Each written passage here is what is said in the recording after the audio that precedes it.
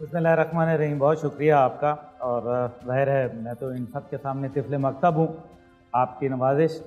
देखें, जहाँ तक बात है पाकिस्तान की सियासत के हवाले से, तो जुदा हो दीन सियासत से तो रह जाती है चंगेज़ी। और आपने देखा कि किस तरीके से आवाम के हकूक़ जो है उनको सल्ब किया गया। इस मुल्क के अंदर कॉन्स्टिट्यूशन जो है वो रोज़ाना तोड़ा जाता है। सिर्फ आमिर नहीं तोड़ता, बल्कि ये सियासतदान रोज़ाना तोड़ते हैं। हमारा आइन पाकिस्तान का 2A, जिसका अभी खुर्शीद नदीम साहब ने जिक्र किया, हमने आइनी तौर पर अल्लाह की हाकमियत आला को कबूल किया है कि बिला शिरकत गैर अल्लाह ताला हाकिम आला है इस मुमलकत खुदादाद पाकिस्तान का। दूसरी बात, हमारा आर्टिकल 227 कहता है कि कुरान और सुन्नत बालादस्त कानून होंगे इस मुल्क के। फिर सूद का निज़ाम लेके साथ चलते हैं। ये किसने, कोई जमहूरी हुकूमत बताएं जिसने सूद को जो है वो बैन किया हो। आपके 29 बिल इस असेंबलियों के अंदर एक दिन में पास हुए, सेनेट से, नेशनल असेंबली से। किसी ने सूद के ऊपर बात की? क्यों नहीं की? क्योंकि ये सारे के सारे, ये रियासत मदीना की जो बात है ना, मदीना तो एक शहर है डॉक्टर साहब। रियासत तैयबा का मॉडल था पाकिस्तान का। पाकिस्तान जब बना था तो क्या कायदे आज़म जो है खुदा न खास्ता मुनाफिक थे। ईस्ट इंडिया कंपनी, जब हमने उस निज़ाम को छोड़ा तो ईस्ट इंडिया कंपनी का निज़ाम तो वेस्टर्न डेमोक्रेसी था। तो हमने पाकिस्तान क्यों बनाया था? क्या कायदे आज़म की 1 जुलाई 1948 की जो लास्ट स्पीच थी, जो उन्होंने स्टेट बैंक की ओपनिंग पे की थी, उन्होंने क्या बड़ा वाज़े बोला था कि जनाब झूठ बोलते हैं वो लोग जो कहते हैं कि पाकिस्तान में इस्लामी निज़ाम नहीं आएगा। ये आखिरी उनकी तकरीर है।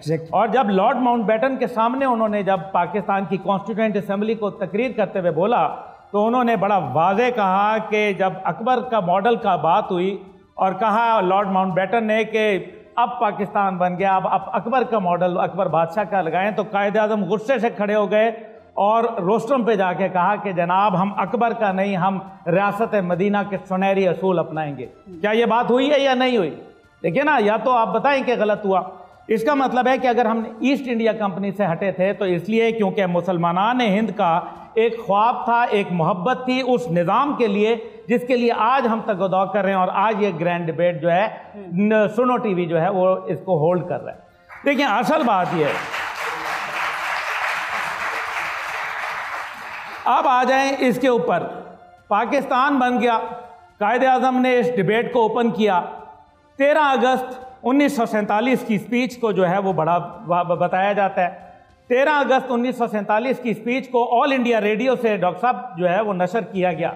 वो तकरीर इंडिया से चलाई गई और आधी चलाई गई, लेकिन उसमें क्या कहा कि मुस्लिम आज़ाद हैं अपनी मसाजिद में जाने के लिए, हिंदू आज़ाद हैं अपने मंदिरों में, और ईसाई आज़ाद हैं जो है अपने चर्चों में। तो क्या ये जो स्टेट ऑफ तैयबा थी उसके खिलाफ था? क्या किसी ने, मुसलमानों ने इनकार किया? इंक्लूसिव मॉडल था, ये इंक्लूसिव मॉडल था। अब इसके ऊपर आ जाएं कि जमहूरियत, ये जमहूरियत है, इसने हमें दिया क्या है? क्या अल्लामा इकबाल ने नहीं कहा कि किया राज एक मर्दे फरंगी ने फाश, मर्दे फरंगी ने फाश, हर चंद के दाना उसे खोला नहीं करते। जमहूरियत है वो तर्ज हुकूमत कि जिसमें बंदों को गिना करते हैं, तोला नहीं करते। किस बंदे को आपने कॉम्पिटेंस की बुनियाद के ऊपर, आज ये बच्चे बच्चियां, हमारे कई ऐसे सियासतदान हैं जिनसे कॉम्पिटेंट है। ये असेंबली क्या है? सिर्फ वो खांगड़ गायें जो दूध नहीं देती हैं और सारा दिन जो है वो बैठ के चारा खाती हैं, गंद फैलाती हैं असेंबली के अंदर, एक दूसरे को आवाज़ें कसती हैं, अपने मफादात, अपने जातियात के हवाला इनका सोच और इनकी फिक्र जो है ये कायद के साथ मुकाबला करते हैं। कायद जिन्होंने अपनी जो है 80 करोड़ की जायदाद इस पाकिस्तान को दे दी। कौन है जो पाकिस्तान में आज दे रहा है? हर कोई इसको घसीट रहा है। दूसरी, मैं आवाम से सवाल पूछता हूं कि जिस धरती माँ के अंदर ता कयामत आपने दफन होना है, उसको लूटते खसूटते हैं, कौन लूट रहा है उनको? क्या ये अवाम लूट रही है? ये तो बेचारी खुद लूट गई है, ये तो वादी पुरखार के अंदर फंस गई है। मेरी गुजारिश इसके अंदर, आपका ये जमहूरी निज़ाम नहीं चल सकता। 45% ऑन दी एवरेज वोटिंग जो है वो होती है, 45%। बिल्कुल सही। आप मुझे बताएं कि ये 45% के ऊपर जो है आप 55 को, ये जमहूरियत है जहां मेजॉरिटी जो है वो वोट के वो ही नहीं देती नहीं है, और 45% वाले में से भी जो किसी को 10 या 15% मिलते हैं वो हमारा हुक्मरान बन जाता है।